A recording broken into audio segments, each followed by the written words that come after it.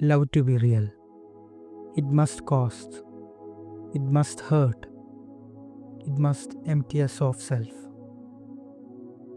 സ്നേഹം യഥാർത്ഥമായിരിക്കണം. അത് പലപ്പോഴും ചിലവേറിയൊരു കാര്യമാണ്. അത് നമ്മളെ വല്ലാതെ വേദനിപ്പിച്ചേക്കാം. പക്ഷെ അത് നമ്മളെ സ്വയം ശൂന്യരാക്കാൻ പഠിപ്പിക്കും. കൽക്കട്ടയിലെ മദർ തെരേസയുടെ വാക്കുകളാണിത്. ഇന്നത്തെ സുവിശേഷത്തിൽ നമുക്ക് സദൂക്കികൾ ഈശോയെ കുഴപ്പിക്കാൻ വേണ്ടി ചോദ്യം ചോദിക്കുന്ന കാണാൻ പറ്റും. ഒരു സ്ത്രീക്ക് 7 ഭർത്താക്കന്മാരുണ്ടാകുന്നുണ്ട്. മരണശേഷം ഈ സ്ത്രീ ആരുടെ ഭാര്യയായിരിക്കും എന്നാണ് ചോദ്യം. ഈശോയുടെ ഉത്തരമായിട്ട് പറയുന്നത് സ്വർഗത്തിൽ നമ്മൾ മാലാഖമാരെ പോലെയാണ്.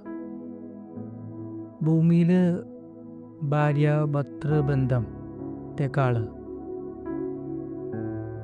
ദൈവവും അവൻ്റെ സൃഷ്ടിയും തമ്മിലുള്ള ബന്ധമാണ് സ്വർഗത്തിൽ കാണാൻ പറ്റുന്നത്.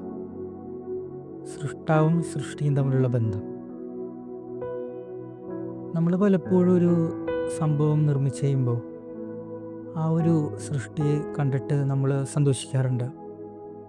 ശരിക്കും ഈ ഒരു സന്തോഷമാണ് സ്വർഗത്തിൽ നമ്മൾ അനുഭവിക്കുന്നത്. പിന്നീട് ഈശോ സുവിശേഷം നിർത്തുന്നത് അബ്രഹാമിൻ്റെയും യാക്കോബിൻ്റെയും ഇസഹാക്കിൻ്റെയും ദൈവം മാത്രമല്ല, ജീവിക്കുന്നവരുടെ ദൈവമെന്നാണ്. മരിച്ചവരുടെ ദൈവമല്ല, ജീവിക്കുന്നവരുടെ ദൈവമാണ് ഞാനെന്ന്. പഴയ നിയമത്തിലുടനീളം അബ്രഹാമിൻ്റെയും ഇസഹാക്കിൻ്റെയും യാക്കോബിൻ്റെ ദൈവം എന്നൊക്കെയാണ് യഹോവ അറിയപ്പെട്ടിരുന്നത്. പക്ഷേ പുതിയ നിയമത്തിലോട്ട് വരുമ്പോഴേക്കും ദൈവം മാംസമായിട്ട് അവതരിക്കുകയാണ് നമുക്ക് വേണ്ടി. സ്നേഹത്തിൻ്റെ പൂർത്തീകരണമായിട്ട് ഭൂമിയിലോട്ട് വരികയാണ് ദൈവം നമുക്ക് വേണ്ടി മനുഷ്യൻ്റെ രൂപത്തിൽ. ഇത് തെളിയിക്കുന്നത് ദൈവം നമ്മളുടെ പൂർവ്വപിതാക്കന്മാരുടെ ദൈവമല്ല, നമ്മളിൽ നിന്ന് വേർപെട്ടു പോയവരുടെ ദൈവം മാത്രമല്ല, ജീവിക്കുന്ന ദൈവം കൂടിയാണെന്നാണ്. ഈ ഒരു വാക്യം ഈശോ പറഞ്ഞു നിർത്തുമ്പോൾ നമുക്കെല്ലാവർക്കും നൽകുന്നൊരു ഉറപ്പ് കൂടിയാണ്. മരിച്ചവരുടെ ദൈവം മാത്രമല്ല, ജീവിക്കുന്നവരുടെ ദൈവം കൂടിയാണ് കർത്താവായ ഈശോ എന്ന്. ശരിക്കും ജീവിതത്തിൽ പലപ്പോഴും നമ്മൾ ചില നിമിഷങ്ങളിൽ മരവിച്ചു പോകാറുണ്ട്. ഏതാണ്ട് മരിച്ചൊരവസ്ഥ.